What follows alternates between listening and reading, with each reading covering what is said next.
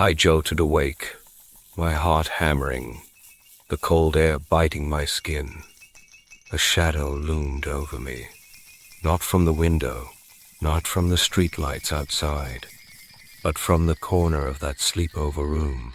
A voice, low and raspy, giggled my name right into my ear. I wasn't dreaming. I wasn't alone. And then the bed shook hard.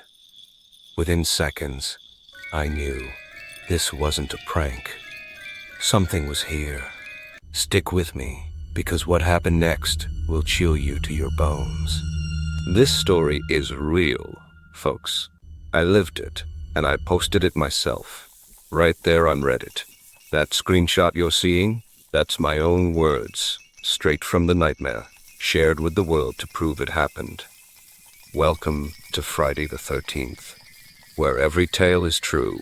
This one's no exception.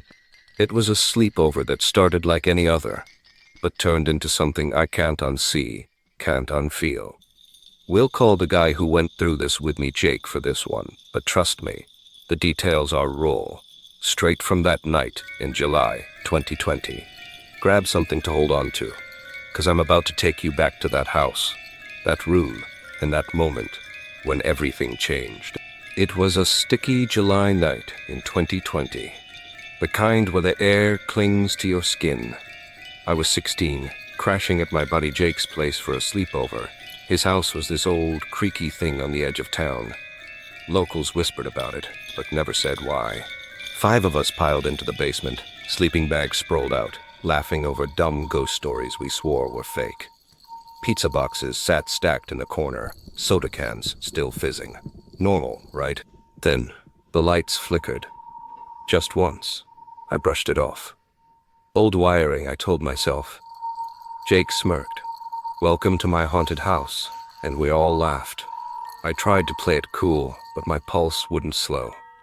The room got colder, the laughter dying into this heavy, uneasy silence.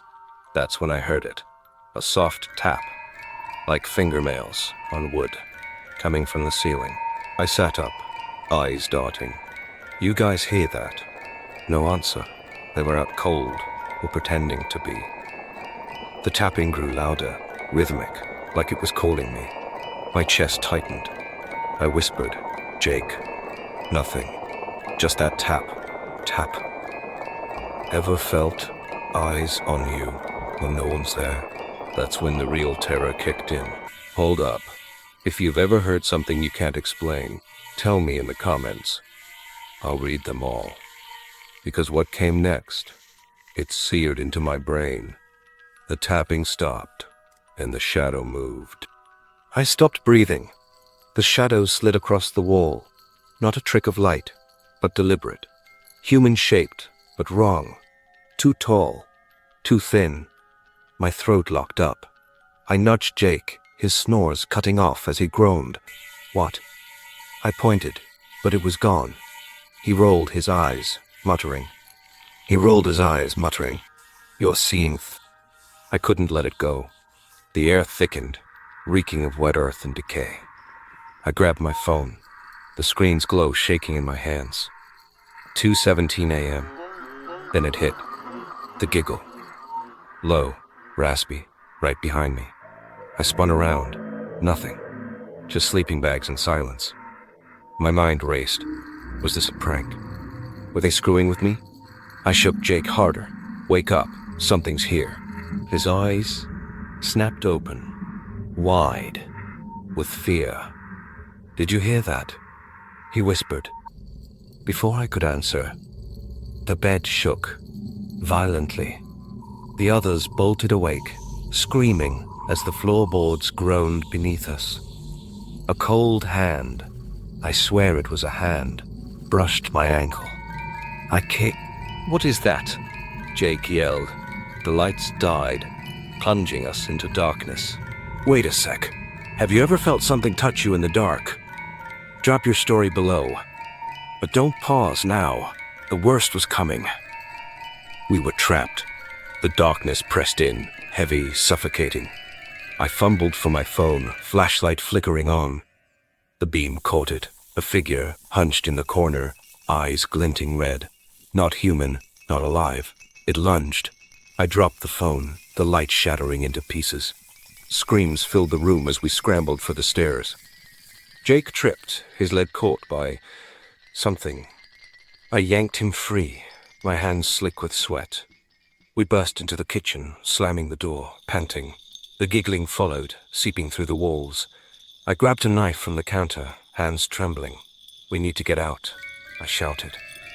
The others nodded, terrified, as the door rattled behind us. We made it to the front yard, collapsing under the streetlight. The house stood silent, but I felt it watching. Cops came, found nothing. No footprints, no signs. Just us, shaken, swearing it was real.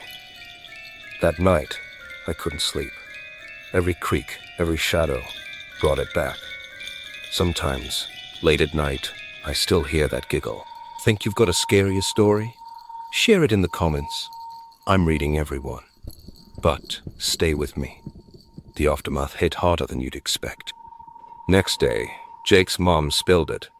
The house had a history. Families moved out after strange incidents. No one stayed long. I dug deeper, found Reddit posts from a user. Let's call her Sarah, who'd been through it too. Same sleepover vibe, same giggle. July 2020 wasn't the first. My hands trembled just saying this. I moved towns, changed my number, but it follows. Last week, I woke to a whisper. My name, soft and close. I checked the attic. Empty. Or so I thought. I don't know what it wants, but it's not done. Every night, I lock my doors, check the shadows. Every time I close my eyes, I'm back in that basement, feeling that cold hand. This isn't just a story. It's my life now. If this left you shaking, smash that like button, subscribe, and drop your own true horror story below. The scariest ones get featured next. Yours could be up soon. Want your story told? Join our Discord server and share your real horror. Links in the bio. Next video might feature you. Thanks for sticking with me through this nightmare. I'll see you in the comments, if I'm still here.